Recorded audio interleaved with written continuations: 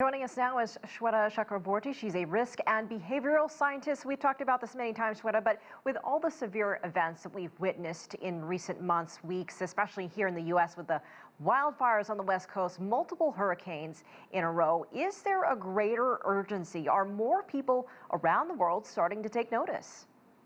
And that's exactly what we're seeing this year. It may seem subdued compared to last year. I was here in New York City during September Climate Week. That's becoming an annual event now going forward, thanks to Greta Thunberg, thanks to these youth activists around the world. And 6 million people participated last year.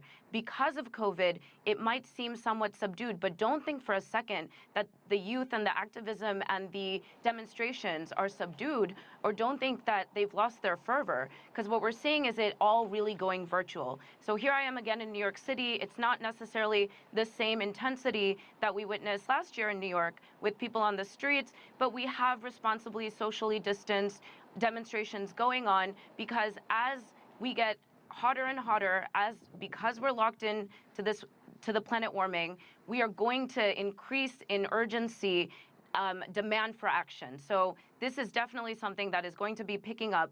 And as climate change increases, so will demand to see our policymakers act. Have you noticed any other impacts of COVID on climate action? I know you just mentioned the protests, but this is always a major focus at the UN General Assembly, which is happening virtually right now in New York City. Normally, there are all these side meetings and panels.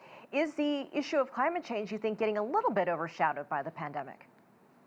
It's still coming up because, again, this is not something that is decreasing in any shape or form, right? So as you described in the intro, we are seeing simultaneous impacts of climate change occurring all over the world, and they're increasing in intensity and frequency to the point where it's unfortunate that it wasn't acted upon more proactively prior to us actually living the experience of climate change. But now that we're seeing policymakers talk about it more. We just had China come out and say that they're willing to get to net neutral by 2060. That's huge. That then puts us on the path to reaching that Paris Agreement accord that we have committed to globally, aside from the United States. But after this November 3rd election, there's a chance that we'll be able to rejoin the Paris Accords again. And so if you see China doing what it's doing and committing to it, and then the U.S. also shifts its direction and reverts course on its lack of commitment to the Paris Accords, then we actually will be able to turn the tide on the warming planet. So that's good news. We're seeing all the kids, all the youth around the world taking part in these protests, huge youth movement, as you mentioned, led by Greta Thunberg. What else is happening behind the scenes right now to come up with solutions and to meet the challenges?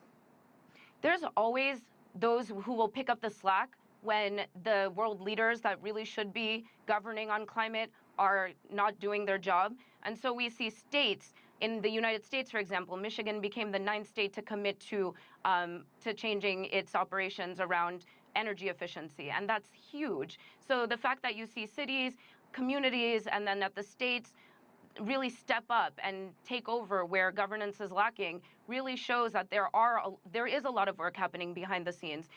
And youth activists are not just letting it go that COP26 had to be delayed to 2021 because of COVID-19. Rather, they are coming together to create a mock COP26 at the same time that the original COP26 was meant to be scheduled for this year. And so that really goes to show that it doesn't matter if multinational organizations and if country delegations are not doing their job, because behind the scenes, we really are seeing this groundswell of action and urgency. And ultimately, that is what will go up the chain to the policymakers who have the decision-making authority to really put in place policies that are going to reverse this course.